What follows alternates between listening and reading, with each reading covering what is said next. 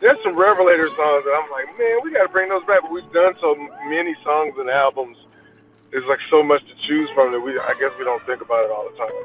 You need to get you a really good slide player in Nashville, and you guys need to cover a Derek Trucks song. You know, he told me Susan wrote the song, which he was proud of. He said that with great pride, you know, the way you say nice things about your family.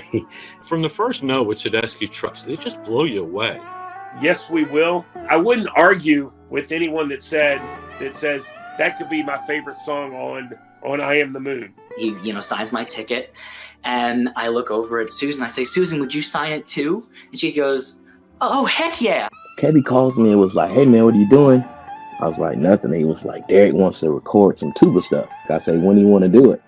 And he was like, let's do it Wednesday. It was Midnight Harlem. And it caught our attention, man. And we started diving deep, and we're like, okay, we got to see these guys.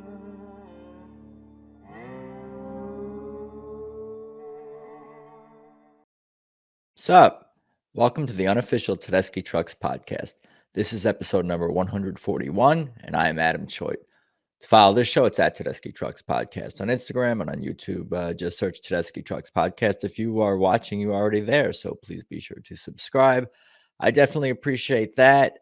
I'm at Adam Choit on Instagram and Twitter. If you'd like to follow me, TedeschiTrucksPodcast.com for everything for this show, AdamChoit.com for all my personal projects and other stuff.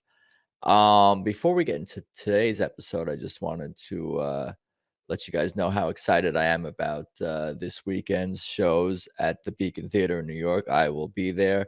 By the time this comes out, I may already be in New York, but I'm not sure. We'll see. But definitely looking forward to that. And Friday morning, March 1st, I'll be recapping the Thursday night show on Leap Day. And I'll be doing that recap 11 a.m. Friday morning on March 1st with Alan Paul, the esteemed journalist and author and musician himself, who's going to be performing with Friends of the Brothers, late night unofficial after party with, I believe it is confirmed that TTB Horns will be there. So that's going to be super fun. So definitely look into Friends of the Brothers shows. I'm not even sure that might be sold out. It's at the Iridium in New York City. But yeah, looking forward to the TTB shows at the Beacon Theater. And I'll probably do a couple of podcasts at least that weekend or shortly thereafter of recapping the Beacon shows, because it's going to be so much fun. But for today's episode of this podcast, we have podcast episode. We have host and producer on the Sirius XM, Grateful Dead, and Pearl Jam channels, Rob Bleetstein. Like myself, Rob is also originally from Long Island and currently based on the West Coast, and he also loves Tedeschi Trucks Band. We dive into a great conversation about TTB, I'm the Moon, and Susan and Derek's recent appearance at the Dead Ahead Festival, and so much more. Actually, I meant to have Rob on to recap that originally, but we weren't able to make the scheduling work out. So it was good to catch up and talk to him about a broad range of topics on this episode, including that our both of our first TTB shows were actually at different houses of blueses. I think he said he was in New Orleans and mine was in LA when there was a House of Blues out here. We're also both Islanders fans, New York Islanders fans who hate the Rangers.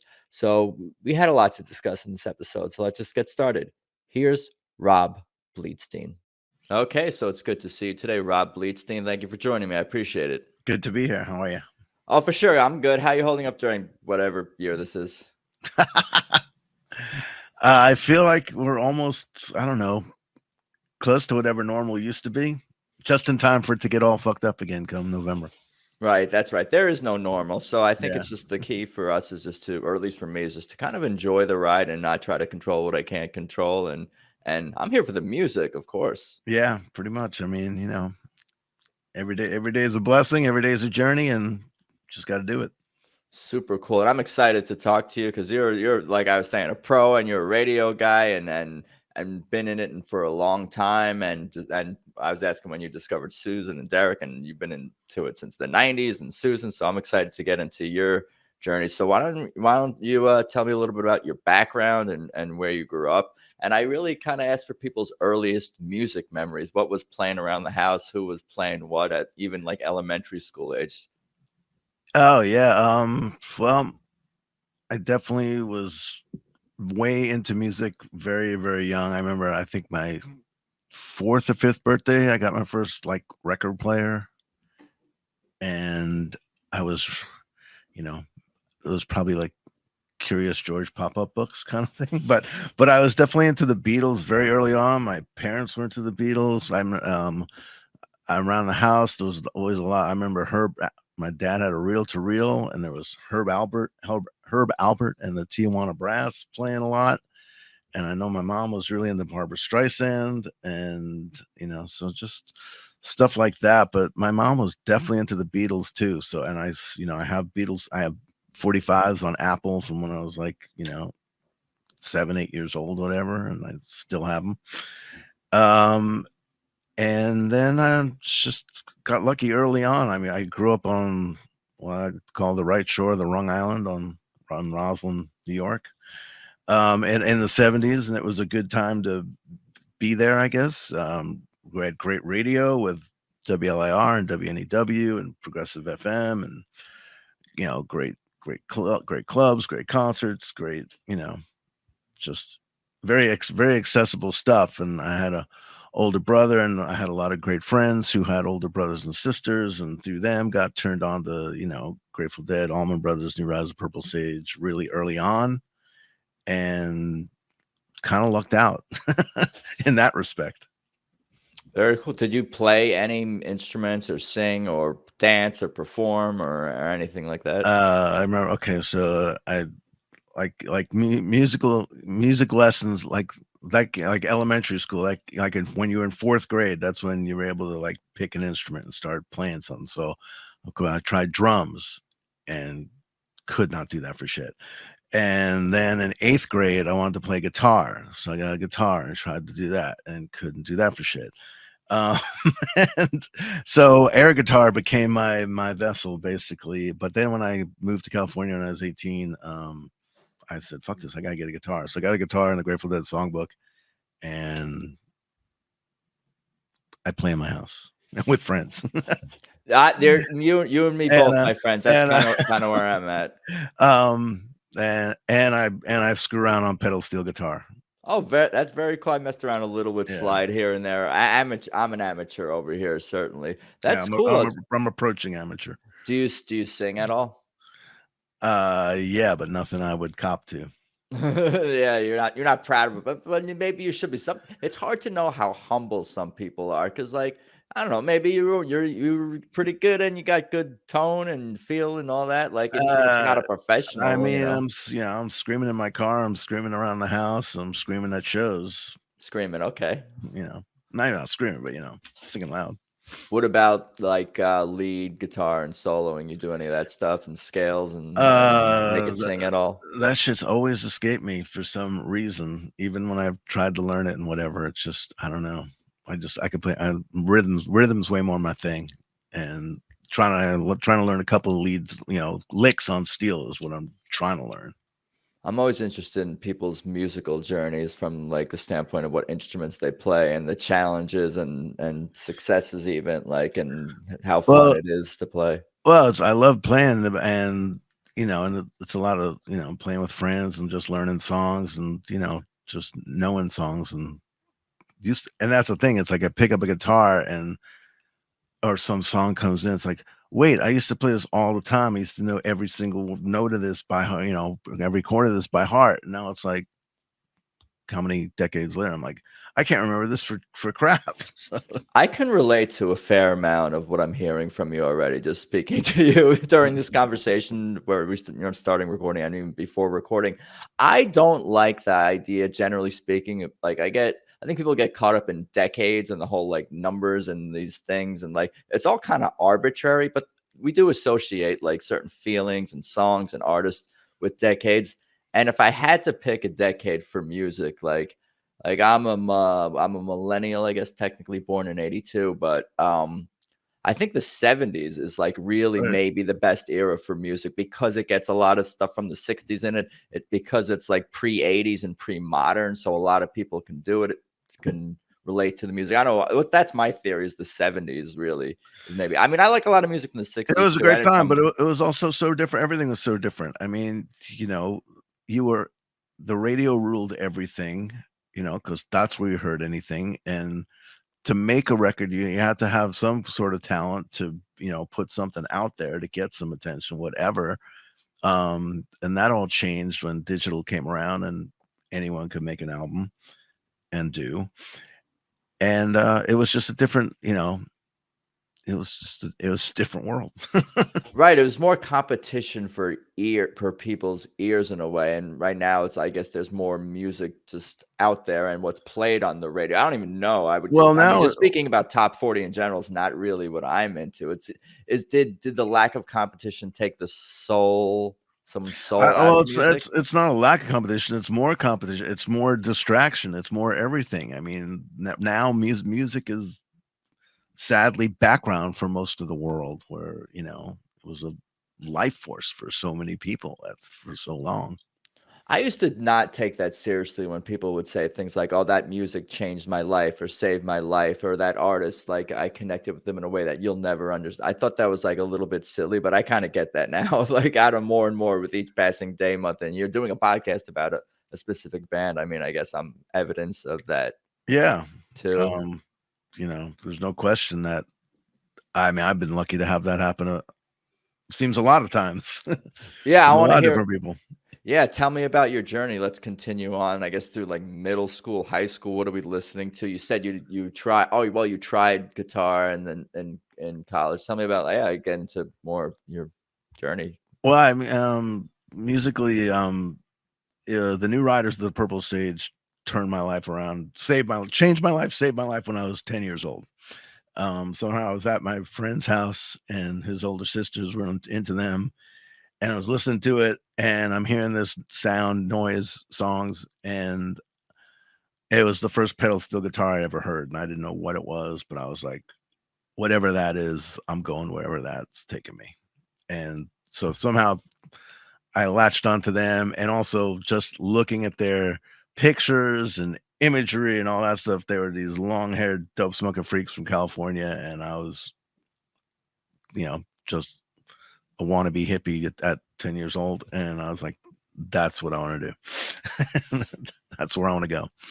And through that I sort of came into the Grateful Dead through the sort of back door. The Riders were my band for many, many, many years. And then the Dead sort of took over. Did you have I'm not judging either way, but did you have other interests, be it like sports or other artistic? Oh yeah. I was a complete jock until weed came into my life. Yeah. Our journeys are a little bit similar. I mean, and like, the only New York, I still am a huge New York Islander fan. That's like the only thing I've held on to. Mets and Jets. And I love the Islanders too, but I'm just not as much into hockey. Hockey was my thing. Still is my favorite sport. You hate the Rangers? Fuck the Rangers. There you go. That never changes either. If you're still I was a Ranger fan until the Islanders came along. So. Well, but then I could never forgive the Rangers when they traded John Rattel. I was like, that's it. They're idiots. I could never really forgive the Islanders for when Glenn Healy went to the Rangers. That was terrible. That wasn't supposed to happen. Trading Turgeon also was bad. I have a much harder time with that Fisherman jersey. That's the worst. And that's just embarrassing. People who wear that now, I'm like, no, that's bad juju. Get rid of that. They're kind of wearing it ironically a little bit, but I don't even want to see it. It's a marketing merchandise thing. I get it, but yeah, I don't like seeing it. Yeah, we went into the weeds a little with New York hockey, but I wanted to. I took us there. How this gets into Tedeschi Trucks, I don't know. No, Jacksonville doesn't have a team, but Boston has hockey, and they played the Garden and all that. I can make anything turn into a Tedeschi Trucks conversation.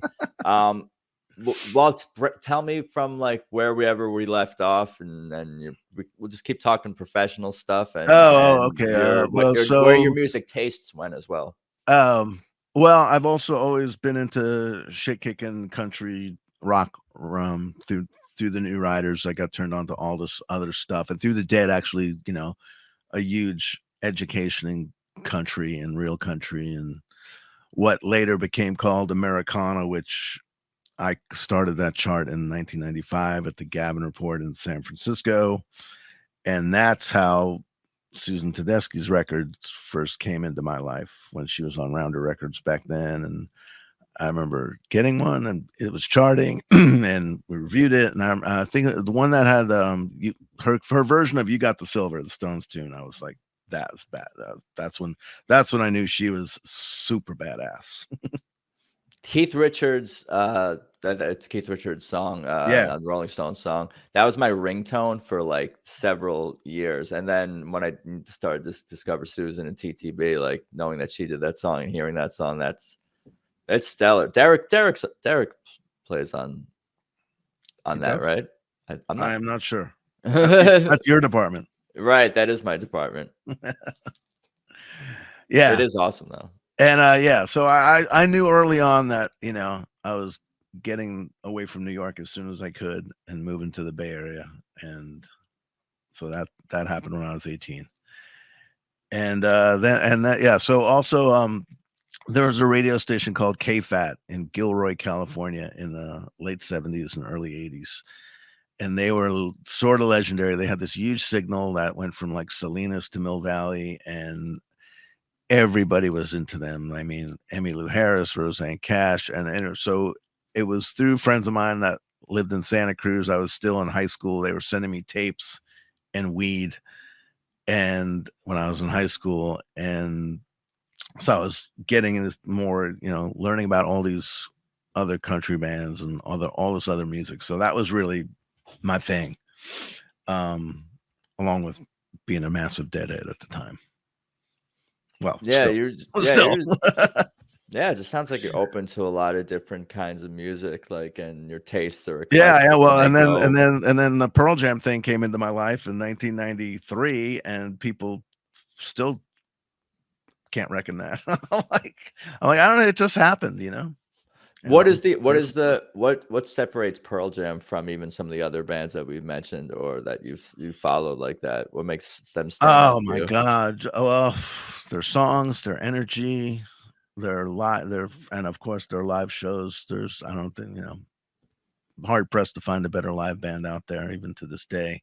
They still really do it and really bring it, and they've just had an incredible career. And I started listening to them.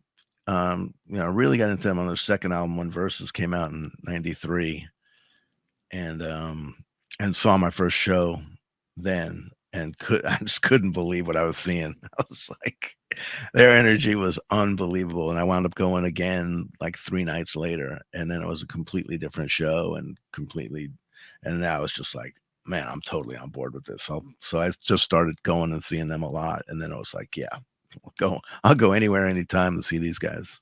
Right, like TTB, their set lists, I think, are known for being a little bit unpredictable and having a big catalog of songs that they do covers as well. Yeah, I mean, they have a huge catalog, and they've also, since 2000, they've been releasing every show that they perform. So that's great. That also, enables one to have a great radio station with all their content. So, yeah. TTB should maybe do something like that. That would be, I mean, that's what fans have been asking for a while, is just release all the shows, I guess, the soundboard recordings for purchase. That'd be a beautiful thing. And I need to see a TTB show that's got like a GA pit up front. That's what I need. Yeah. It was you who was mentioning that to me. You missed those days. Well, I just think their music warrants it, and it just changes the energy too. That's true. There is something really to does. that, because you're forcing people to not you're not forcing. It's like the people who want to rock out and boogie up front and feed the band that energy. Yeah, or just want to stand and feed the band that energy, and then everyone who wants to sit down sits behind them and up top and whatever. And you build the venue, so you have to build the level. There's levels to this. Yeah. Yeah, that's interesting. It's always cool for me, or interesting for sure, to hear about like these bands that have, like, you know, whether they're my favorite bands or not personally, that they've had like not bigger than cult followings, but long time followings, and like, you know, whether it's like Black Crowes or Pearl Jam, or like even like Green Day, or I mean even like Fans of the Dead and Great and Fish, and like all these like these other sort of circling, but you know, bands from my era or related genres, like what is the what sustains them. And then when I talk to fans, I kind of get, you know, a little bit of insight, because that's how I am with Tedeschi Trucks Band. I'm you know, one of them. So how many times have you seen them? I'm on the West Coast, and that's incredibly super duper wealthy, so that makes it a little bit challenging. Yeah. But I'm in the 30s now. And when did you first see them? 2020, end of 2010. Okay, so that's sort of when they started, right? That's pretty much right around when they formed. Yeah, because I saw that House of Blues show in 2010. That was my first time seeing in LA. No, in New Orleans. Right. Did we talk about that on? I sent you that. I sent you that picture. I don't think I responded, but I had my response in my head was going to say I went to or maybe I did say that I went to the House of Blues show in LA. Oh, okay. And that was my first Tedeschi truck. I think they were billed as Tedeschi. It was like a guitar shredding. It wasn't built. I think it was just it had. They're both of their names, but it wasn't TTB. I'm not certain. I just remember I was in New Orleans. It was my first jazz fest. Pearl Jam was playing headlining one of the days, and those guys did the night show. They were playing at night at House of Blues, and I was like, I gotta go to that.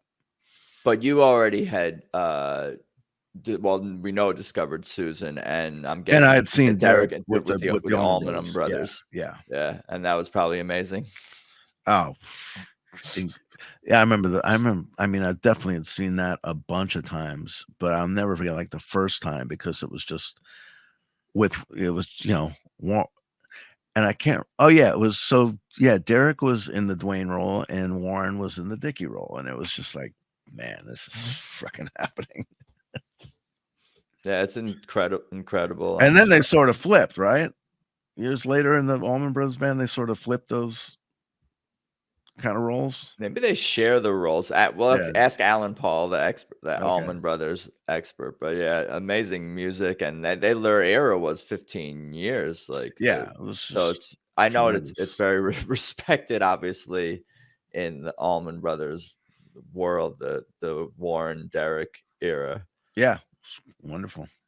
Yeah, certainly. Yeah, where did we go from here, I guess? What do you remember about? I guess tell me about that. Maybe if you remember anything about that House of Blues show. I do. I just remember being so blown away, and I was just like, wow, they really have, you know, together. They are really a force, and I guess Kofi was with them, but I'm trying to remember who the other players were, and I don't really remember. And even looking at that picture, I don't know who that drummer was. And yeah. I guess it depends on if it was full TTB or not. I'm curious if I'm gonna try to find down the line for the show that I went to at that point. But the show after that, I think I went in 2011 Doheny Blues Festival in Dana Point. Yeah, that was amazing. That was full TTB, and there was some video that came out from that one. That was amazing. Right, and I was pretty much. Because I'd always wondered, I'm like, did I see their first show ever? And then I looked it up on that setlist website, and it's only like maybe, I don't know, I think it's one of the first 10. I'm not really, I mean, I guess I am an expert, but I'm not an archivist. I'm not the first and foremost expert on set lists or lineups and show archive. I'm just the guy who loves the music and just talking about how much I love the music, basically. And then I bring on all these other people from the TTB world who have some kind of connection to the band in some way. Yeah, I mean, I just, you know, and again, in terms of one of the greatest live bands out there, there's no question that they're in there. How many times have you seen, I guess, combined Derek, Susan, all of it? How many times have you seen Derek? It's not 300 like my Pearl Jam number, but wow, it's anytime I can. You know, again, in the Bay Area, they only get out here probably once a year if we're lucky. And that last tour, I saw them at the Greek in Berkeley, and then up in Sacramento. So 2 nights was there for wasn't in a row. It was 2 nights over like 3 or 4 days or something like that. But yeah, you know, any chance I can get, I definitely would, you know, wouldn't pass it up. And I think they make, you know, I thought the whole Moon box set, 4 albums, whatever they, you know, I just thought that was genius. Yeah, they should have gotten all the Grammys for it. Yeah, I know that doesn't really mean anything in the grand scheme. Yeah, it's another, you know, it's just such a different world right now where, you know, people don't buy music, people don't value music like it used to be, and there's so much out there too. So it's like not only finding it, but weeding through it all and then making something stick. But yeah, when I just think everything, you know, all the stuff they do is just seems like they've, you know, they know what they're doing, they've got their plan, they know what they love, and they really execute it fantastically. And I thought that box set was just really tremendous. And I love that concept of like, here's one, it's not, you know, it's not 15 songs, and then here comes another one, like what was it, like 4-6 weeks later or something like that. And then there was another. I thought that was a great way to roll it out, and very interesting. You know, kept me interested. And yeah, exactly. It helped the listener digest the music in a very digestible way where you could really, I think these were Derek's words, like to sit with the music, you can really sit with this and the songs and get into them. And then, yeah, I thought it was perfect. And it was funny to think about, you know, and I think even realize through, you know, with their quotes, that they're still learning the song, because I almost expected them to like put out the album and then the show, because they were playing shows kind of simultaneously. I'm like, oh, they're gonna play the album that they just released, you know, the day before. Right, like right. They released it, so let's play that album. Yeah. And then you kind of realize, oh, they're still kind of like learning and finding, you know, the sound of the songs live. So they're kind of like would play the first album and really dive into that for a few months, and then sprinkle in some other stuff. But I'm like, oh, they're gonna start playing everything live right away. But it's a lot of songs. And I was also at a great show that when they played the Fox Theater in Oakland and put the DVD out of that, I was right up front for that. That was a great night. Yeah, that was, and that was years ago. Yeah, I think I got that right here. There you go. Hey, I know that photo. Oh yeah, Chris Robinson came out. Yeah, that's super cool. Tim and bass. Yeah. Horns. Alicia was in the band already at that point. JJ on drums. This is a show I probably should have gone to. Now I think I'm like, oh, I'd probably go to. I mean, I haven't gone to a show in the Bay Area, but I would. We're at that point now where I would have to. Oh yeah, that happen. They come back and play the Greek again. You gotta come up for that. Yeah, I'm going Sacramento, Reno, Arizona. I'm gonna like try to make it happen. Those types of places if they come out beyond Southern California. Right. Yeah, totally. You did a whole show on the Mexico thing?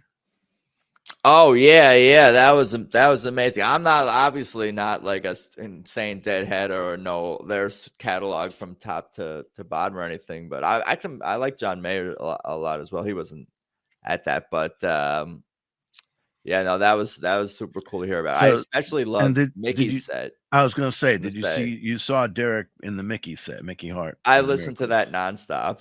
Were you there? No, I wasn't there, but I recapped with Tracy. Her last name's slipping my mind, but she's a big Deadhead fan and big TTB fan as well on the podcast. So I got the boots on the ground report. Because that was just. You were there. I was there, and dude, I was not and well, you should never you should never have any expectations when you see anything Grateful Dead to begin with. That's how Actually- we can. I was actually- gonna say that's how we. I was gonna say that's how we connected initially. I'm losing my mind because I saw you posting about it. So I'm like, I asked you to be on the podcast, but the timing didn't work out. So here we are. Right. That's right. Yeah, I'm getting so into all the stuff that we're already talking about. Yeah. But basically, didn't know what to expect. Hadn't really seen a Mickey drum thing in probably many years, outside of a normal dead drums set or whatever that they do. And just, hearing that Derek was going to be a part of it, and also the other guys, Giovanni Hidalgo and Carl Perazzo and Jay, just the whole grouping, the whole pairing of all of it was just stellar. So, and then it just, the vibe of it, the feel of it, it was a complete jam from start to finish. And I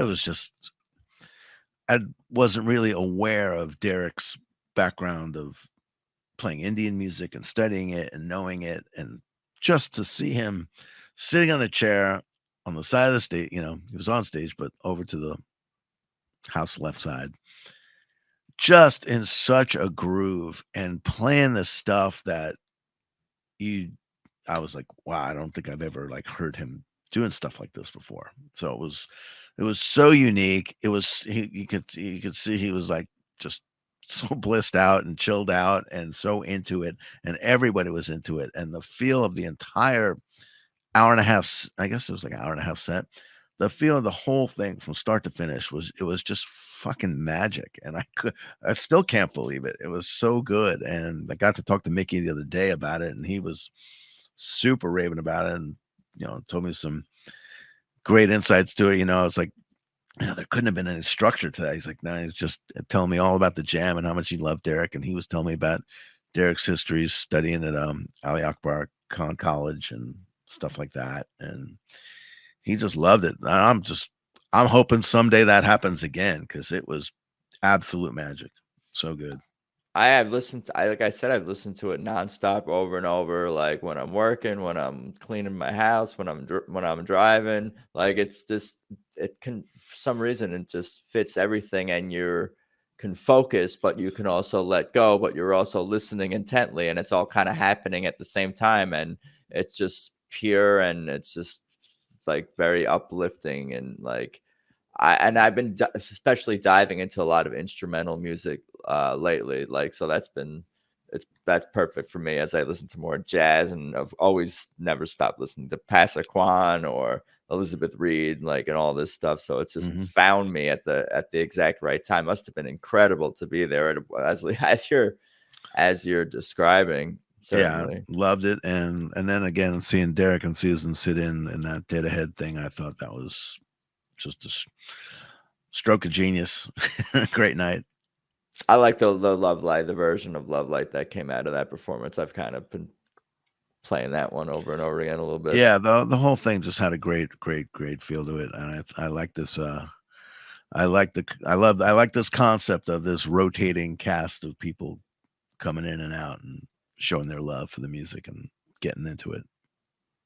Yeah, I can't help but get back to the Mickey set. So it was two drummers and another hand drum. No, well, you had Jay Lane and Mickey Hart on the main kits and Beast behind them and everything like that, and then you had Giovanni Hidalgo and Carl Perazzo, who were two legends in their own worlds, and they had so much going on. And I know there's I guess the Nug stream or audience video of it or something, but there's a video of the full setup on YouTube. That was my I know there is. Is there high quality audio somewhere?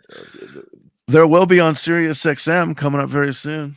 Oh, well, we don't know when. Oh my God. Yeah, I'm gonna look out for that. I'll be bothering you about that to hear the soundboard or whatever the higher, because that it is awesome. That's my only complaint, is that I haven't been able to hunt that down yet, because that was just such an amazing. Yeah, everyone's got to check that out. Just to hear Derek in that context, and of course he's Derek, so he never overdoes or overplays, and finds his spots and picks his spots. And I know it's improv, but that really felt kind of like it was. Well, little? Mickey was explaining to me how they had these.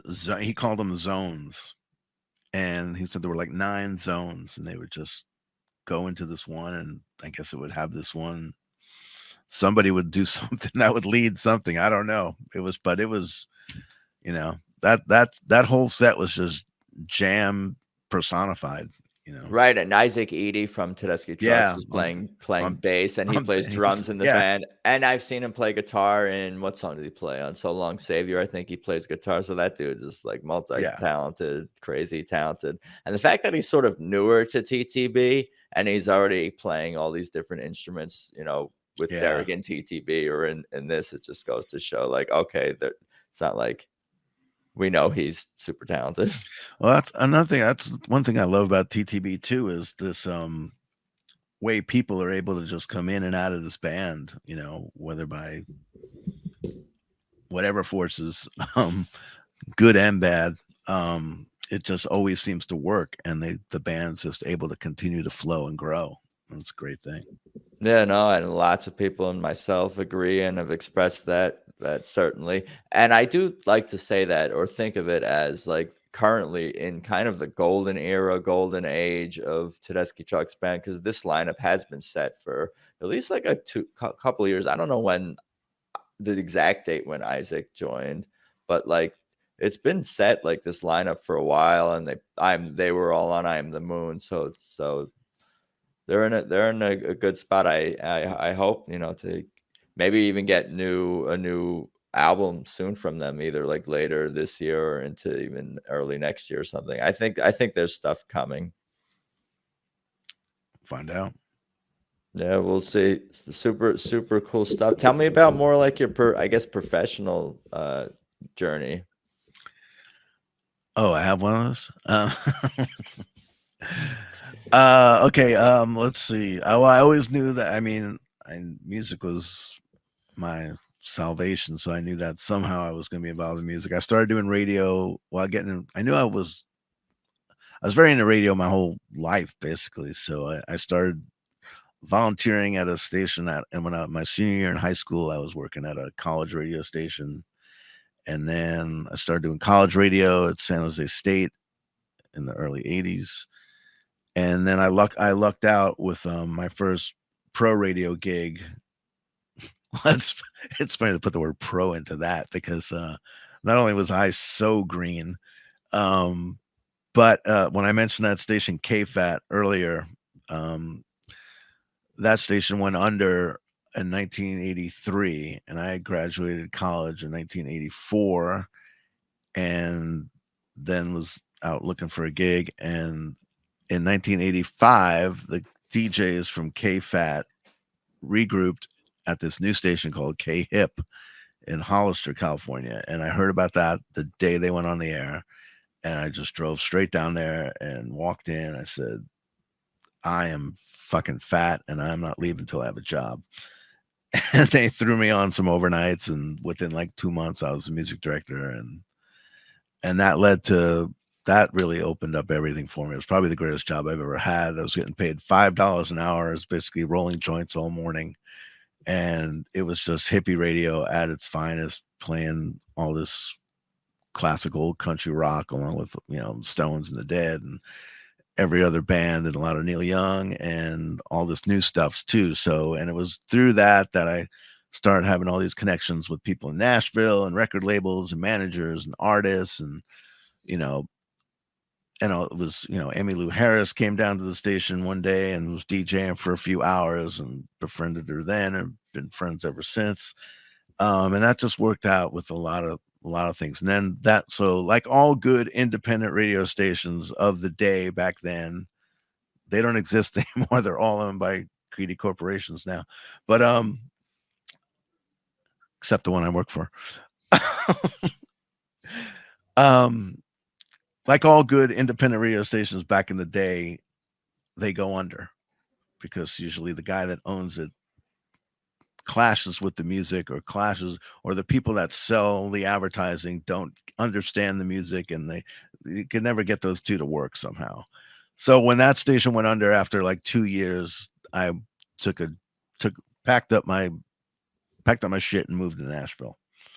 and lasted there for a year, but it was a great career move and made a lot of friends and made a lot of great industry contacts and had a bunch of cool gigs.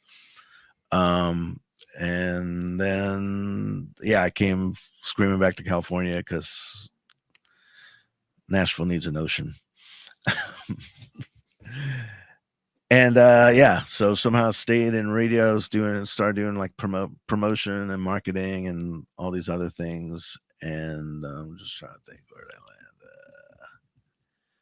I was in San Francisco for a bunch of years in the late 80s. And then in 1992, I moved to Austin, Texas to start tour managing Robert Earl Keen, who's one of the greatest singer-songwriters on the planet and a good friend of mine, and helped him out for a little bit. And then was back in California. I've left Northern California twice and realized that, I really can't live anywhere else. Yeah, no, and you've always kind of seems like you always felt that way, even I think as a kid or as a teen. You mentioned like you romanticizing and fantasizing, not in a bad way, in sort of a charming, not idealistic, but like, no, it's just cool to see you live out what you wanted, just sort of living your most authentic journey and following your inner compass and all those things. Yeah, gotta follow your bliss, man. And then let's see. And then so the 90s we're in the 90s. And I moved to Marin County where I currently am. And it was at that point where something had to give, where country music, or at least what we loved, was really, continually just the mainstream stuff was just continually swirling down the drain. And it was the era of Garth Brooks and Shania Twain. And I approached this radio trade magazine, The Gavin Report, which was based in San Francisco. And I had a bunch of friends that worked there. I approached them with this idea of creating an alternative country chart to spawn an alternative country radio format. And it's also, this was like 1994 that I pitched this, and at that time, I just felt I could not use the words alternative country because it was just the word alternative in 1994 was just too burned out. And alternative meant, Live 105 and The End in Seattle. And what was it? But not when you add the word country to it. No, I know, but it just became a genre anyway. I mean, yeah. So anyway, so we were throwing a bunch of things around, and the word Americana. Dude, you invent genres. The word Americana came into it through our friend John Grimson, who was also helping me out greatly and helping create this format chart thing. And so we settled on that. It turned into what it turned. Anyway, we didn't really reach the goal of creating an alternative country radio format per se, where there's a station all over the world where you could just turn on the radio and hear that kind of music.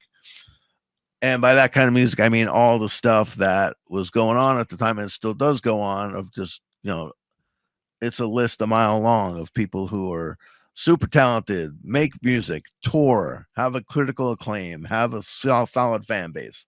So it's not like, we're not talking about people that play to rooms of 25 people. It's definitely good stuff. So that got recognized, and then somehow it morphed into this whole other thing, which is great. In 1999 or 2000, I think they started the Americana Music Association, and that puts on this festival in Nashville every year called Americana Fest, which is incredible and one of the best things you can go to. And it just continues to grow and grow and grow. There's a Grammy, it's a Grammy category now, and all this other stuff. So I'm just, super proud to see all that. And the music's still the best shit out there. Do you get any sort of personal credit or public credit for contributing, I guess, I joked about it, but like towards the creation of genre? Because it is a, I think the word could be blame. Oh man. People are tough out there. Everyone's looking to jump down each other's throat over every little thing and argue about anything. I don't give a shit. No, yeah. I mean, basically to get credited with it, which is fine. Proud of it. That's cool. It's a good thing. Yeah, and like I said, what it's become, what it is today, is just beyond anyone's expectations. Just great. It would be great to just see more of it, and it'd be great to see a day when people bought music again. But the paradigm has changed, so I don't know how it changes back. Yeah, I don't know. I think it's just gonna have to be like more. Whatever the artist can do to get to fans directly and vice versa. I think just that needs to become a closer thing, and even like the transaction, less middlemen and middle corporate interest in the transaction between fan and artist. I don't know what that looks like. That's not and I think the live thing is really what it's become about. I was going to say that as well, and which is great, because if you can't do it, up on a stage every day, you probably shouldn't be doing it. And from what I understand, everyone loves Ticketmaster. People are big fans of Ticketmaster, so that's a good thing for the music business too, generally speaking. I've never heard of it. Oh man, no comment. Is that going to get me kicked off YouTube through the? But I don't think so. I think we'll be all right. Cool. Well, I guess. Maybe you can bring me up to date. Where were we in the 90s? But were we in the 2000s? Oh wow, yeah. Man, I'm fucking old. Professionally, your tastes, whatever. I'm just I guess again, being able to be lucky and doing what I love. I've been working on the Sirius XM Grateful Dead channel since 2007, which is something that I could never get tired of and love incredibly, to be able to play Dead shows and talk about them and keeps you young. and then was able to launch the Pearl Jam thing. It's going on 14 years. We started that in 2010, and that's another absolute dream to be able to do that as well. Because to be able to work every day with the two bands I love probably more than anything, it's just that's so cool and so inspiring. And I'm gonna try to do and continue to try to do the same with TTB and what I'm doing with this. I don't have any plans to stop listening to them and talking to them in whatever iterations that Susan and Derek and the rest of the band play, perform, record, put out music. I'm here to talk about it with fans and anyone connected to them, of course. So have you had Derek and Susan on your thing? I have not had Derek and Susan on. I have invited everyone in the band, of course, on. I think in so many words over the years. Certainly, I had Kebby Williams, sax player, on. That was super cool, and Tim Lefebvre was on as well, former bassist. Yeah, I actually saw we're recording this on February 17th.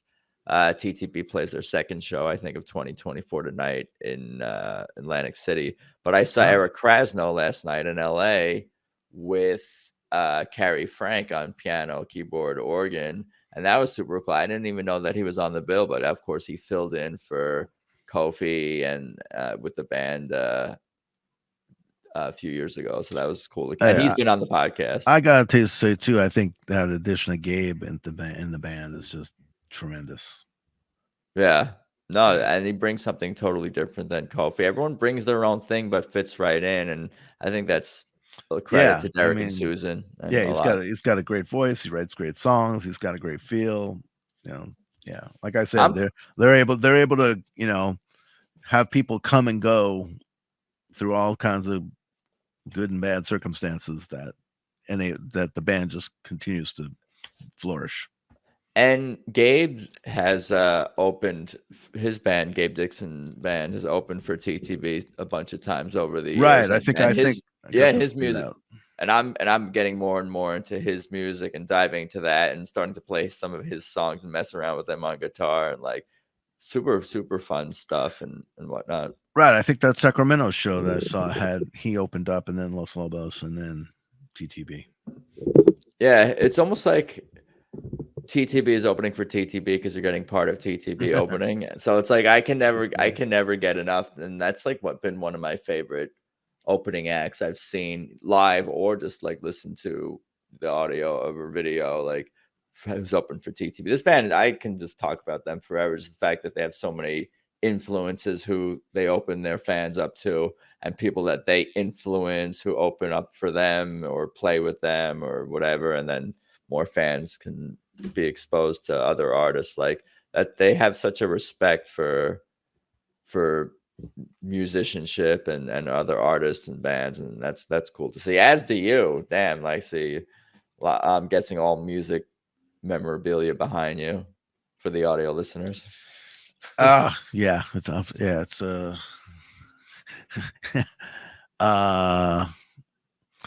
let's see. It's where a hoarder and archivist happily meet. Right. It's just a little out of control. I got to think of what words describe me, because I don't know if I'm either of those things, but I'm other words that would make me seem a little bit crazy. I'm sure I'll think of them. Hey, it's passion. It's passion. Right. We're going to go with that. No, it certainly is. Do you have any upcoming TTB shows? You just kind of mentioned if they come to the West Coast, that's kind of where we're at. Yeah. I mean, I wasn't even aware that they're touring right now. I mean, are they on a big tour right now? No, I would say not. They have talked openly about cutting back on touring a little bit, and obviously they did arena shows and play some bigger venues and less dates, but they do have a bunch of 2024 dates upcoming and starting to ramp up a little bit on the East Coast, and I know DC is coming up, and Australia is coming up this year. That's kind of a thing that I don't know if they've ever done as Tedeschi Trucks Band. No, that'd be a fun tour. Yeah. Yeah, no, certainly. They did Japan and Europe last year, I want to say.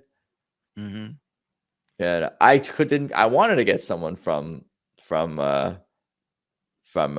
on the podcast. And there's this guy who just sends me emoji responses on Instagram from Japan. And I tried to use Google Translate. I'm like, can you find someone who speaks English? And then he just sends back emojis. I'm like, no. So I tried to get people. I've had some people from Alina Harmash is a fan in Europe who's seen the band in Europe, recap shows, and fans have been to Europe. So it's just so much fun for me to connect with fans. I just love to get the recaps. So and do they play like theaters over there? Yeah, mostly theaters. Mm-hmm. Historic places, from what I understand. A lot of them. Yeah. Have you been to Europe? Yes. And have you seen music over there at all? Yeah, I've seen the Grateful Dead in Europe. I've seen tons of Pearl Jam in Europe. It's harder to get your drugs around in Europe. Not your drugs in general. Substances around. Where there's a will, there's a way. Right. That's why the Allman Brothers didn't want to go. Or as you like to say, buy local. Right. There you go. Support local businesses. That's why the Allman Brothers didn't want to go to Europe so much, is because they couldn't. It was just harder to do anything that they wanted to do. I think it's in one of those books, those biographies. Oh, okay. No, that must have been amazing though, to see music in Europe. Oh, it's great. I mean, and I've been blessed since doing the Pearl Jam thing. Pearl Jam has a much more global audience than the Grateful Dead did, and so getting to do multiple Europe tours even before I was involved with doing the radio thing. I on my own, just being a Pearl Jam touring nut, I went to Australia. I did Europe, and then since we're doing the radio thing, I've been on South America tours twice, and then again multiple European ones. It's like you're living the life that you meant to be living. It sounds like just like that's why I like to take the first 10-15 minutes of the podcast just to get a little background on everyone, to give me the context of how much this life that you've led in the world of music means to you. Yeah, well, it's cool. So fun. It's so funny too, because the whole social media thing, now it's just out there and in everybody's face. And even it's like, it's so weird. It's like a friend of mine who I've known for so long, who's known me for a long time, sends me this. I don't know, I posted something. It's like, where did you get this life? I'm like, I've been doing the same thing since I was 15. You know, I was like, I've been seeing as much music since I was like in high school. So it's like, Right. It's not like you've put in the time, you put in the effort, you worked hard at what you're doing, and here we are. People just don't think of enter well, it's jobs just, and well, they just, entertainment as jobs. yeah. Well, also they just don't. It just wasn't in your face. Like, you know, yeah, I'm going out and I'm seeing a ton of shows my entire life, but it's only the last bunch of years with the social bullshit that, you know, I'm putting it out there and people are seeing it. Yeah, not everyone gets to roll joints at work and be paid for it, but someone's got to do the job, you know. That was a long time. Yeah, that's not now. Now you just can go to a dispensary basically, Yeah. and not in every state, unfortunately. But I'm gonna work on that. There you go. Good stuff all around. All Anything right. else we should talk about or cover that you want to mention, either about Tedeschi Trucks Band or your I journey? just, you know, look forward to my next time getting to see them, and hopefully they can play the Greek Theater with a GA Pit next time. Have you had any? You're big into that. You're all about it. Well, I'm yeah. And you're older, Well, or not? You're not. well, I'm You're just a like, little bit older I than don't me. want to. I don't want to be sitting down at a Tedeschi Trucks show. No, it's a rock and roll concert.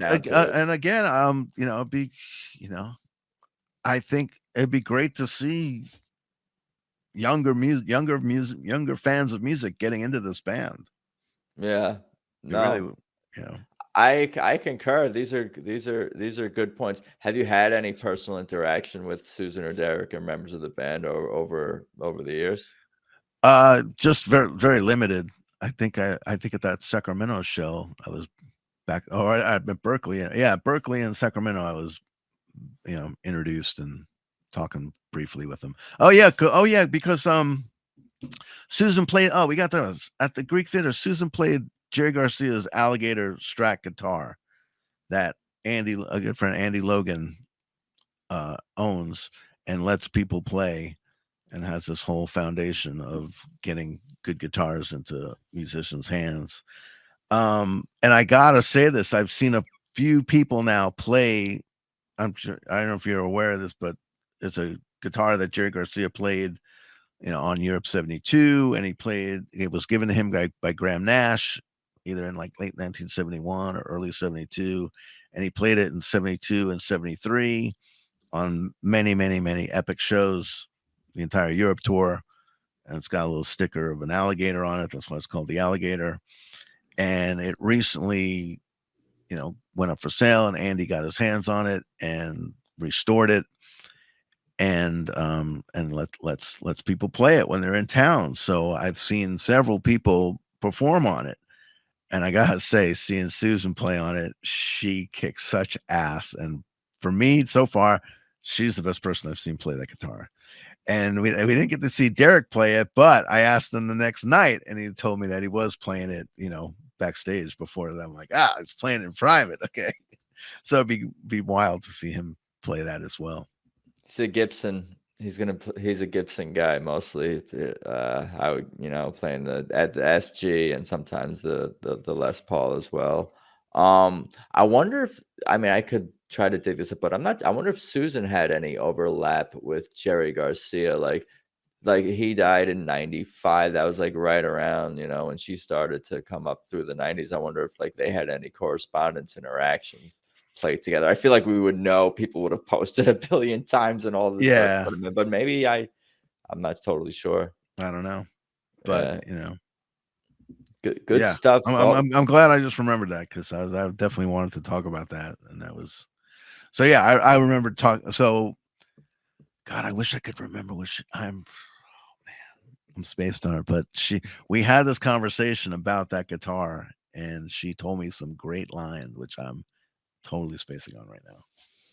Yes. So I've had a lot of interesting conversations on podcasts over the years, but I forget who was talking about, like sometimes there's magic in objects. Like I always think of like magic as like terms of like music or energy, something live. You can feel people's stuff, but like maybe objects can carry some of that magic from person to person and transfer that magic like through something like a guitar. Because if everyone feels that magic in the room, I keep using the word magic, but I'm doing it on purpose. And even when like Derek plays like, Dwayne's guitar here and there or something like that, something about it.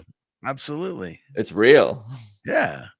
I mean, and then you just, you look at these instruments and you just think of what what's come out of them, what's been where they've been, like I've got seats from Winterland in my living room here, and I just like look at them and go, man, they've seen and heard, they've seen it all, they've been through it all, they've seen it all. If they could talk. There's real magic. And I actually had I'm going on tangent, but I had my dad on the podcast who grew up in the 60s and 70s and used to go to the Fillmore East all the time. And he was visiting on a business trip some years ago, the Hard Rock Cafe in London. And they have like a whole special vault of like guitars and stuff that's not even on the display. And he got a chance to play a Jimi Hendrix guitar, and I think that's like super duper cool that my dad got to play a few notes on a Jimi Hendrix guitar. Like just all this stuff connects you more to the music and makes it more special. And I guess that leads me to where I am and where you are to where you are. Where can people find and follow you and your shows and whatnot? Well, Sirius XM, Channel 22, Grateful Dead, Channel 22, Pearl Jam, Channel 23, Grateful Dead. Oops. Glad I didn't say that on the air, on my air. And my Instagram is @Acid Palace. One word. Cool. Good stuff all around. I appreciate it, Rob. And let's talk Adam. more soon. I'm looking forward to you playing those, the Mickey Hart, with Eric and Isaac and everyone. We're gonna have a Dead Ahead weekend special coming up very soon. Super fun, man. I appreciate it. Enjoy the rest of your Take day. care, man. Talk All right, soon. we'll do. Take care. Bye. So there you go, episode 141 with Rob Bleetstein. That was so much fun. I again thank Rob for his time. As many of you know and may have already been starting to purchase them, West Coast dates have been announced for TTB, and so the band is headed our way to the West Coast, Rob. So hopefully we'll be able to catch them out here as well on the West Coast.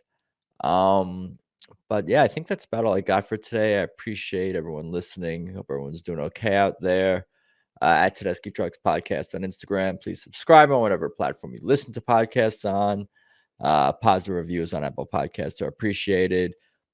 Please subscribe on YouTube. I'm at Adam Choit on Instagram and Twitter. AdamChoit.com for personal stuff. TedeschiPodcast.com for everything related to the podcast itself. Looking forward to the Beacon shows this weekend. TTB, 3 of them. Tedeschi Trucks Band.com is their official site.